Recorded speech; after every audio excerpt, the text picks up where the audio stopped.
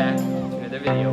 My name is Aaron and I help people expand their consciousness. Now, on this video, I'm going to be sharing a little bit about letting go with you.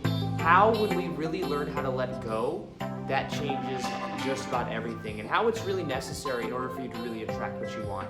Now, just to give you a little context, I'm here in LA right now. I'll kind of turn this around for you guys so you guys can see where I'm at. I am in some hotel and off one of the streets. I think I'm off Vine Street and close to Melrose or something like that, but I'm here just for a day, just a quick little trip. And I was listening to an audiobook my whole way coming here.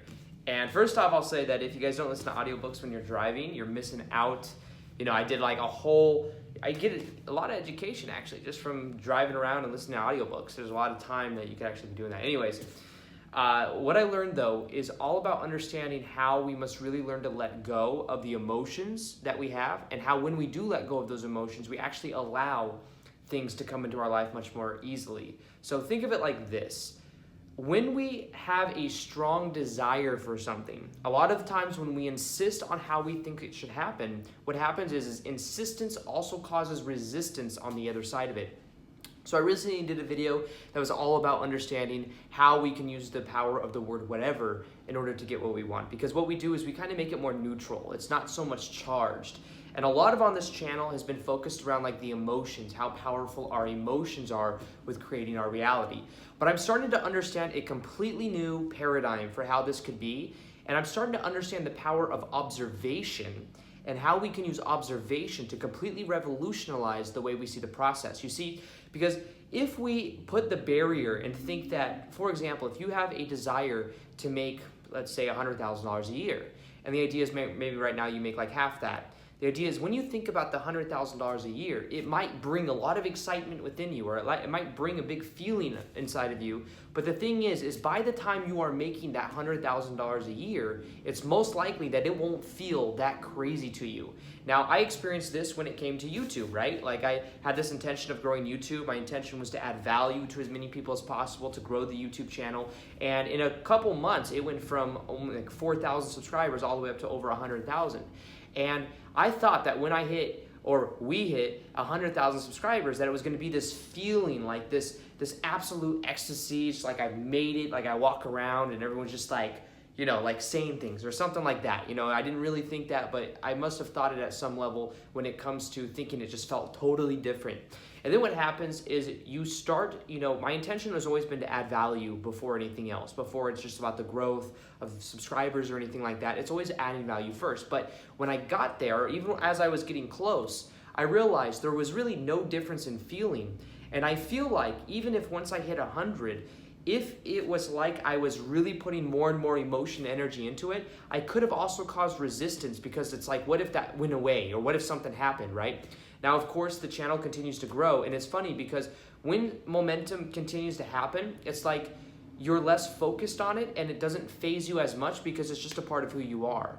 Now, it's a part of just like the kind of results that you get. Now, you may have realized this also when it comes to people with relationships. A lot of people will intend to have, to get into a relationship, and they'll put themselves out there. But the thing is if they desire it so much, many times what happens is that desire, even though they're very strongly intending it and they really have that feeling, that will keep them from experiencing it, because by the time it comes here, it's not going to feel the same way of what you imagine it would be. It'll be a little bit different. So the power of letting go is realizing that we are already whole and complete, that we must become more of a neutralized, peaceful state of being than anything else. Now, this is a game changer. I know that I normally talk about how emotions is the most powerful thing, but I think there's a level above emotions, and it's a peaceful type observation mode. It's when you're able to neutralize things and observe it more so than anything else. Now, the reason I say this is because any times we really build on a strong desire of emotion, or a strong just desire in general, what happens is we distance it from ourselves, because the desire is telling us that gap isn't here already. And that's why I think letting go is just the most powerful thing to do, is to really let go of the control. Now, this is a paradox. When we let go of control of what our ego mind thinks should happen, we actually gain more control. So when we surrender, we expand it out to a greater level of consciousness. We could call this observation, we could call this a multitude of different things, but when we do that, we are actually saying that we trust the process. We're giving the burden over, the luggage that we're carrying around, we're giving that over to a larger aspect of ourselves, to the universe, or whatever we call it. And the idea is that by doing that, we then increase the chances for it and we make it something that's much more natural. So the idea is to trust the process, let go of the outcome. Understand that as you do that, better things will begin to happen, but also be very aware of what it will feel like for you to do certain things, because I think that desire many times can block the things we want from actually happening. Now, I'm going to elaborate more on this on a future vid. This type of understanding is really starting to influence my perspective in a powerful way, and I'm starting to see things happen that are just amazing. And I really believe in this observation type mode, this neutral type standpoint, being able to have the emotion, but more on just intending rather than having that desire. More, and you'll notice this too, when people are very reactive to their environment, they're kind of like running around reactive, or they really value the amount of money they have.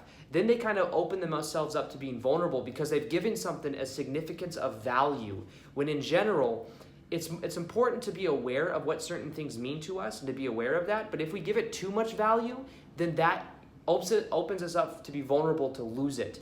So this is something, like I said, I'll go deeper on, but just for now, understand that having a more neutralized point of view, understanding how you would be acting in the preferred experience that you prefer to have, but also the kind of emotion you'd have.